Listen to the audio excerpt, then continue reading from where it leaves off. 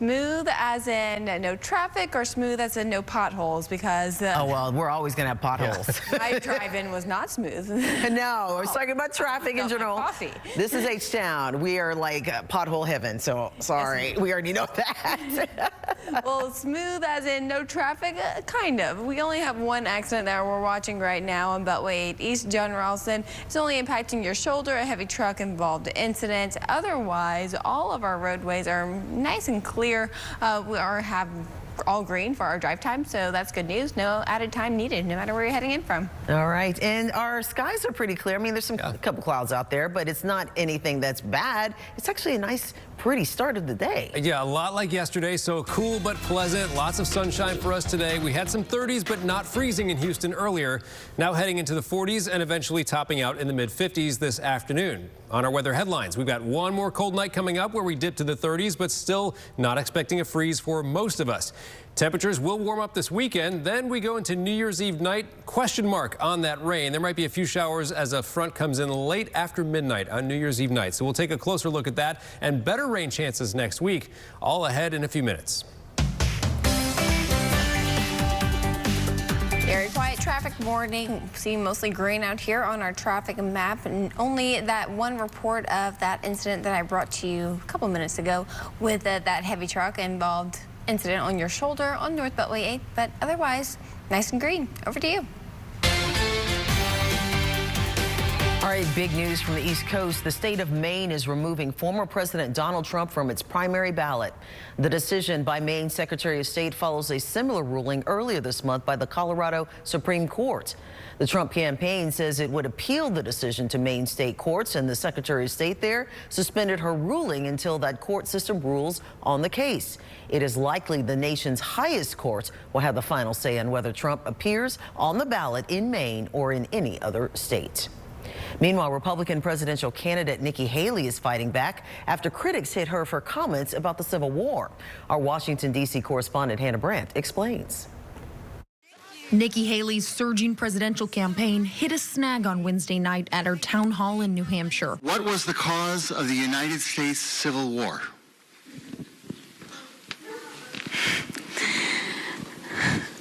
Well, don't come with an easy question or anything. I mean, I think the cause of the Civil War was basically how government was going to run, the freedoms and what people could and couldn't do. The voter told Haley he was astonished that she didn't mention slavery. What do you want me to say about slavery? While Haley moved on to the next question, the exchange sparked backlash, with President Joe Biden reposting the video on X with the caption, "It was about slavery." And in a statement, DNC Chair Jamie Harrison said, "I am disgusted, but I'm not surprised." Nikki Haley's comments tonight were a slap in the face to black voters. Even Republican rivals jumped on her answer. Nikki Haley has had some problems with some basic American history. Now, Haley is scrambling to respond to the controversy her answer caused. If it required clarification of saying, yes, the Civil War was about slavery, I'm happy to do that. In a Thursday morning radio interview, she accused the voter who asked the question of being a Democratic plant. And later in the day at her next town hall, she tried to clarify the comments. We know the Civil War was about slavery,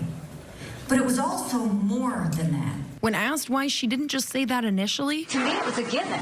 From New Hampshire, Haley is scheduled to travel to Iowa with less than a month to go until the first primary. In Washington, I'm Hannah Brandt. All right, thank you so much for that. Of course, we've got a lot we've been following this morning as well when it comes to that. And we also have other stories we're following too. Senator Bernie Sanders says he's tested positive for COVID-19. He announced the diagnosis on X on Thursday morning. He said, quote, "I have tested positive for COVID. My symptoms are minimal, and I will continue to work from home in Vermont while isolating in accordance with CDC guidance. I am glad to be fully up to date with the vaccine." Now let's turn it over to Kerrigan. She's got a look at what's going on. Not much to talk about on my end this morning, and gladly so. I think you'll appreciate it too if you have plans on being out and about town today. Driving in from Crosby Lynchburg to downtown, your commute's only 17 minutes, only 21 minutes from NASA Parkway to downtown Houston, 13 minutes from Highway 140, 6 to the South Loop. Woodlands Parkway to downtown Houston, 24 minutes. Barker Cypress to the West Loop, 15 minutes along 290, and Broadway Street to downtown, 11 minutes on 288. Smooth sailing throughout all of our locations. Pinot to downtown, 26 minutes. Townsend to downtown Houston, 17 minutes, and Williams Trace Boulevard to downtown, 17 minutes for your drive-in.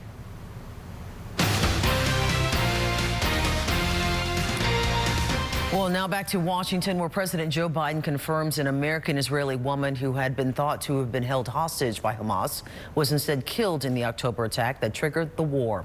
Our Washington, D.C. correspondent Jesse Tenor has been following this and joins us live once again with the latest such heartbreaking news coming in this morning. Yeah, good morning, Sharon. So this news, too, just comes about a week after the woman's husband was pronounced dead.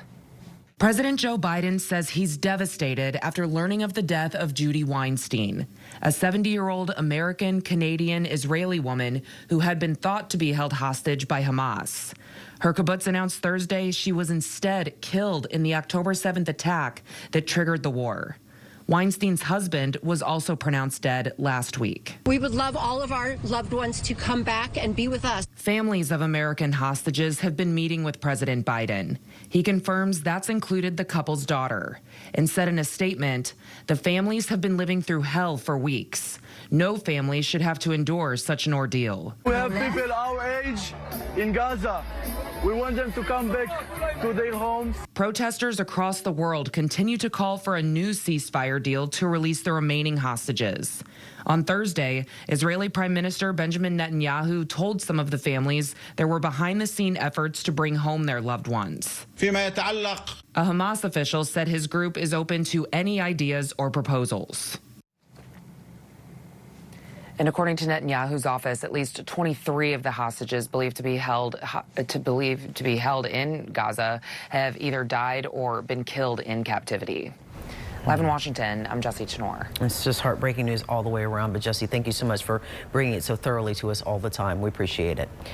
All right, let's turn a little closer to home and talk about our weather for a moment. Adam, what's in store? All right, it's a cloudless sky. What you're seeing on our time lapse right there is some of the water vapor from the heating system on top of the building there on the Wells Fargo Plaza. But no clouds in the sky. It's a cold start to our day. It's going to be cool, but not real cold this afternoon. Cool by our standards, as we'll top out in the 50s today. Here's a look at our current temperatures.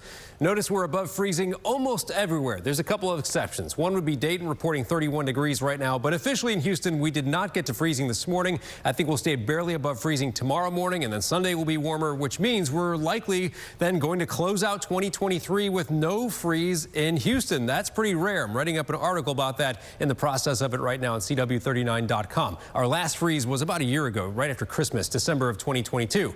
Temperatures around the rest of the area, seeing those temps come up a little bit around Conroe, where there was a freeze earlier, now a little bit above freezing. So some outlying areas had a brief light freeze this morning. That's not the type of situation where pipes will be affected, and it's going to be a repeat of that again tomorrow morning.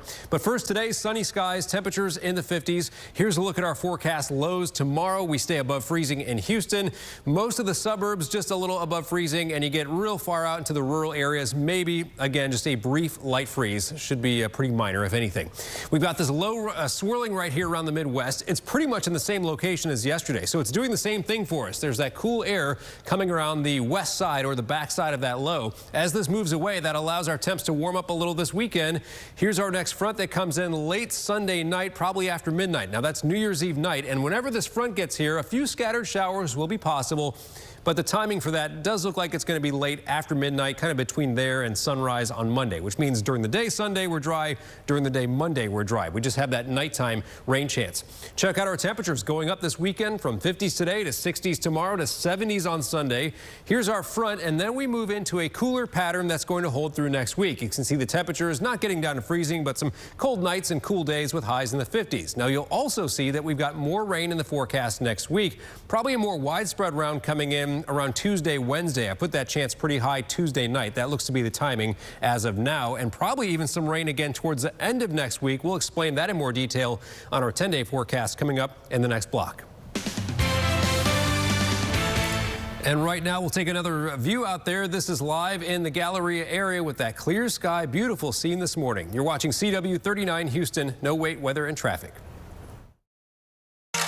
The CW has your front row seat to see the stars. Thank you. Chelsea Handler hosts the 29th Annual Critics' Choice Awards, live Sunday, January 14th. You look like a responsible family guy. You looking for something with a little more space? Since it's the Volkswagen Sign Then Drive event, I just seen your signature right here. Oh, you do have a driver's license, right? I have mine. Perfect timing. With the click of a pen, you can get a new Volkswagen at the Sign Then Drive event. Hurry in to lease a new 2024 Taos for 0 down, 0 deposit, 0 first month's payment, and 0 due at signing. Limited inventory available.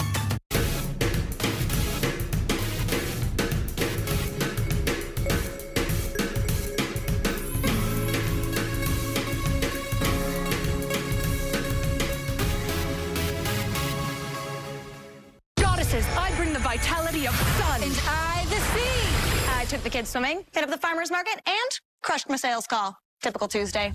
Awaken your inner goddess with Vitafusion's expertly crafted assortment of delicious and nutritious gummies. Oh, and I brought cupcakes. How can we target deadly diseases with better precision? At Houston Methodist, we're developing technology that delivers life-saving immunotherapy directly inside the tumor for cancer patients. We're also pioneering an implantable device that administers precise and timely doses of medication to those with difficult-to-manage chronic conditions. That's the difference between practicing medicine and leading it. Houston Methodist, leading medicine. You know where he is? This way.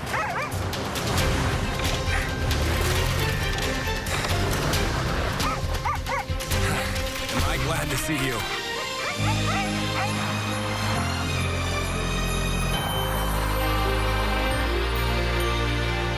Get special offers on the 2023 GX460. Hi, I'm Art Rascone. During my 4 decades reporting the news, I've seen people overcome pain, hardship, and tragedy. And in my view, the best path forward is to let those who can help do what they do best. If you've been injured, call Terry Bryant. They've been fighting for the people of Houston for as long as I've been covering the news. Let them help you find the way forward. You deserve justice. You deserve Terry Bryant. Call 713-973-8888. All right, welcome back, everyone. Well, we've gotten through, of course, Christmas. We've got the New Year's coming in a couple of days, and people love their fireworks, especially now. But are they being safe? CW39's Kara Willis has more on what you should and shouldn't be doing when you are popping off them fireworks. Good morning there, Kara. Good morning, Sharon. I'm here at Top Dog Fireworks now with Sue Davis. She is giving us everything we need to know about being safe while having fun for the new year. And you may be wondering, Kara, why aren't you popping fireworks right now as a demonstration?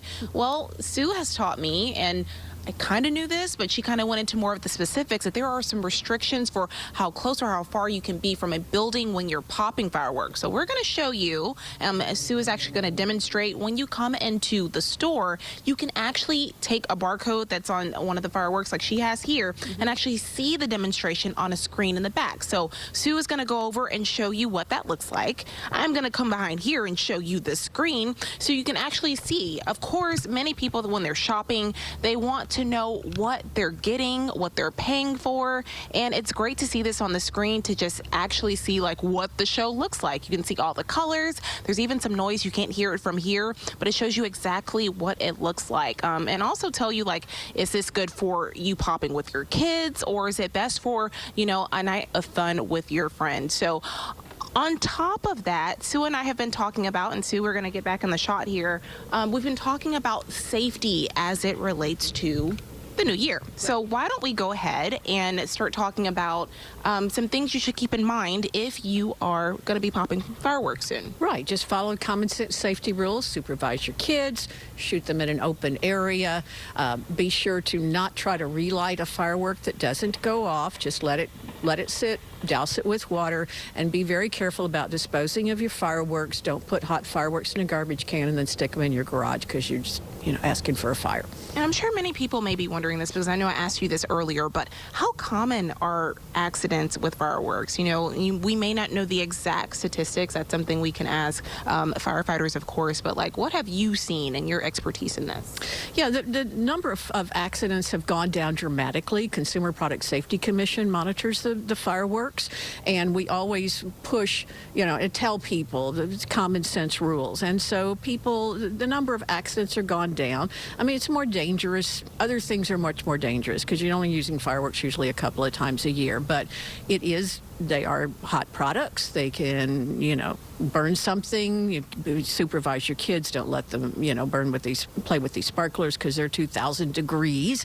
And you just have to be very careful like you have to get a license to drive a car, or you have to be careful, shooting a gun. And, so it's like any other thing. You just have to be aware. Be common sense, just be very aware of what you're doing and just follow the rules, and they're very safe. Follow the rules. Absolutely. Keep you and your family and your kiddos safe, of course.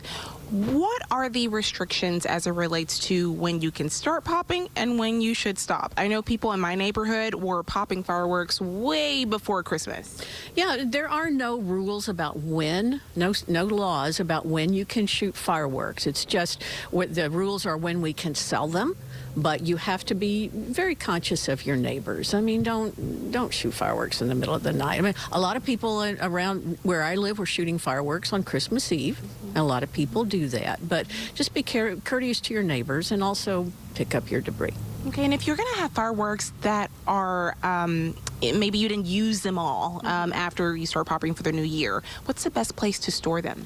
Well, I would not store them in your attic if we're going to have another 100-degree summer, so just be careful of where you store them. You can it's better to go ahead and use them all if you can, but you can save them, but just keep them in a cool, dry, dark place, but just be very conscious about the temperature of where they're stored. Absolutely. And like you mentioned, common sense, of course, but it's always nice to have a refresher. Again, Sue is here giving us this entire safety guide, and we have more from her coming up. Don't go anywhere. Over to you. All right. Great information, and also important to keep us safe. So thanks so much, Kara, for bringing that, and pop those fireworks safely, everyone. Thanks. Now to our business report. Ford's F-150 pickup reaches an historic milestone, and mortgage rates fall to the lowest since the spring. Joya Doss is at the NASDAQ with this and more in your Texas Business Report. Hello, Texas. More